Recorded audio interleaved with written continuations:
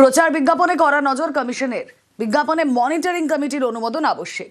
হলফনামায় social media অ্যাকাউন্টের তথ্য উল্লেখ। ভোট শেষে ইন্টারনেট খরচের হিসেব জমা। পেড নিউজের ক্ষেত্রেও কড়া পদক্ষেপ কমিশনের।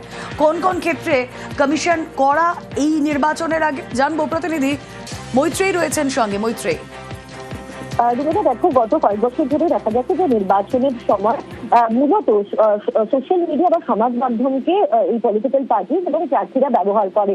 সেক্ষেত্রে প্রচারের জন্য যেমন ব্যবহার করা হয়, তেমনই পেড নিউজের মাধ্যমে অপর পক্ষের বিরুদ্ধে নানা অভিযোগ সারানো বা নানা রকম খবরের ক্ষেত্রেও কিন্তু পেড নিউজের ব্যবহার দেখা গিয়েছে।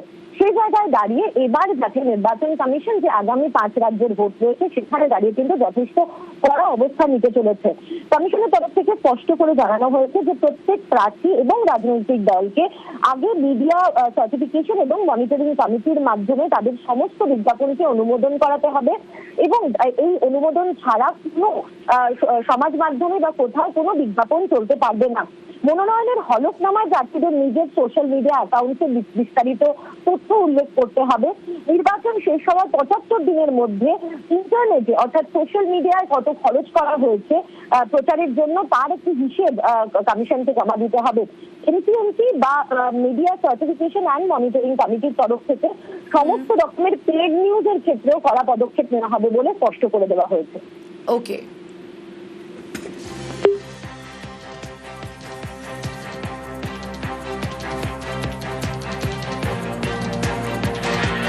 যে প্রশ্ন এই মুহূর্তে সব থেকে জোরালো হচ্ছে তা হলো আদৌ কি আজ প্রকাশ হবে ভোটার তালিকা?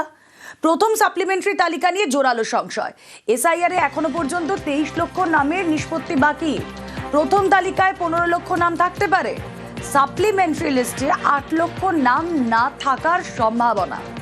রাজ্যে এসআইআর এ প্রায় 60 লক্ষ নাম বিচারাধীন। প্রথম দফার আগে মাত্র 5 সপ্তাহ সময় রয়েছে হাতে। সুপ্রিম নির্দেশে বিচার বিভাগ প্রতি শুক্রবার সাপ্লিমেন্টারি লিস্টের সিদ্ধান্ত কমিশনের। আরও একবার আপনাদের জানিয়ে রাখি, প্রতি শুক্রবার লিস্ট বেরোবে এমনটা সিদ্ধান্ত কমিশনের। আদৌ কি আজ প্রকাশ হবে ভোটার তালিকা? প্রথম সাপ্লিমেন্টারি তালিকা নিয়ে জোরালো সংশয় থেকেই গেল।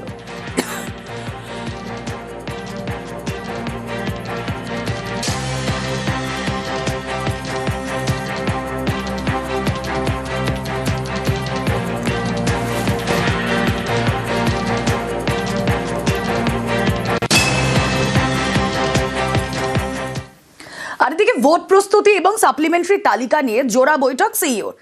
জেলা শাসক, এসপি এবং পুলিশ কমিশনারদের সঙ্গে ভার্চুয়াল বৈঠক। আইন শৃঙ্খলা বাহিনী মোতায়েন নিয়ে আলোচনা হবে বৈঠকে। জোড়া বৈঠকে কমিশন, ভোট প্রস্তুতি ও সাপ্লিমেন্টারি তালিকা নিয়ে জোড়া বৈঠক সিইও। জেলা শাসক, এসপি ও পুলিশ কমিশনারদের সঙ্গে ভার্চুয়াল বৈঠক।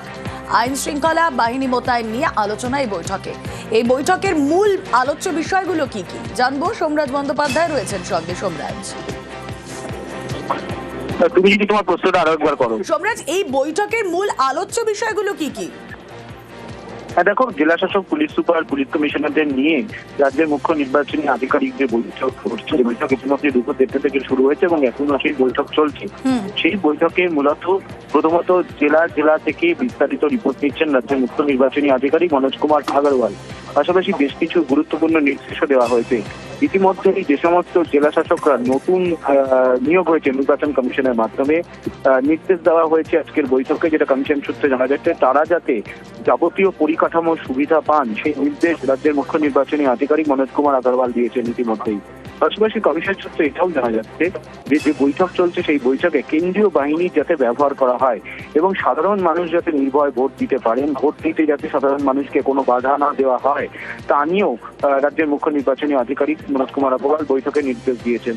এছাড়াও যেটা কমিশন সূত্রে জানা যাচ্ছে, যে বৈঠক এখনো চলছে সেই বৈঠকে রাজ্যের মুখ্য নির্বাচনী আধিকারিক বলেছেন যে এবার কিন্তু বুথের 100 মিটারের মধ্যেই গন্ডগোলের রিপোর্ট হবে তাই নয়। বুথ এলাকার মধ্যে যদি কোনো গন্ডগোল বা অশান্তি হয় এবং তার যদি প্রমাণ আসে তাহলে কিন্তু নির্বাচন কমিশন সেই বুথে রিপোর্ট করবে এবং জেলা শাসক, পুলিশ সুপার, পুলিশ কমিশনারদের প্রতি পদক্ষেপের ওপর নির্বাচন কমিশন নজরদারি করছে। সেই প্রসঙ্গ এদিনের বৈঠকে রাজ্যের মুখ্য নির্বাচনী আধিকারিক মনোজ কুমার আগরওয়াল তোলেন বলে কমিশন সূত্রে খবর। প্রায় 2.5 ঘন্টা হতে চললো, এখনো এই বৈঠক চলছে রাজ্যের মুখ্য নির্বাচনী আধিকারিকের। ওকে।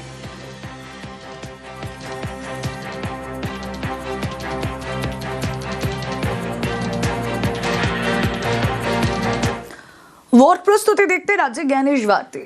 আগামী সপ্তাহে ফের রাজ্যে জ্ঞানেশ ভারতী। আগামী সপ্তাহে বাংলায় ডেপুটি ইলেকশন কমিশনার। আরো বিস্তারিত জানাবেন এই বিষয়ে, কি কি কর্মসূচি রয়েছে তার প্রতিনিধি রয়েছেন সঙ্গে প্রীতি। দেখো, একেবারে ভোটের যে দিনক্ষণ তা কিন্তু ঘোষণা হয়েছে এবং তারপরে ভোটের যে প্রস্তুতি তা দেখতে বঙ্গে আসছে deputy election commissioner Gyanesh Bharti এবং দুদিনের সফর রয়েছে বাংলায় তার। সম্ভবত 25 এবং 26 তারিখে বঙ্গ সফরে আসছেন এই ডেপুটি ইলেকশন কমিশনার। এবং তোমাকে জানিয়ে রাখি যে একাধিক বৈঠক রয়েছে তার, দুদিনের কার্যত ঠাসা কর্মসূচি। জেলা শাসক, পুলিশ সুপার, ডিডি, সিপিদের সঙ্গে তিনি বৈঠক করবেন।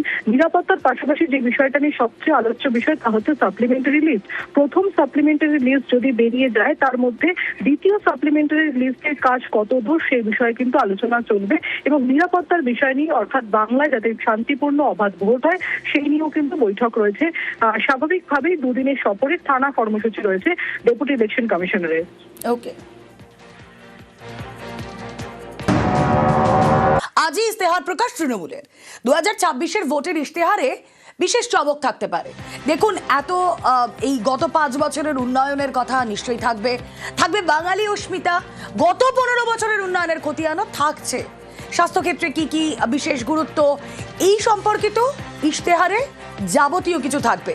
বিশেষ চমক কি থাকতে চলেছে 2026-এর নির্বাচনী ইশতেহারে জানবো। প্রতিনিধি আবির ঘোষাল রয়েছেন সঙ্গে। আবির,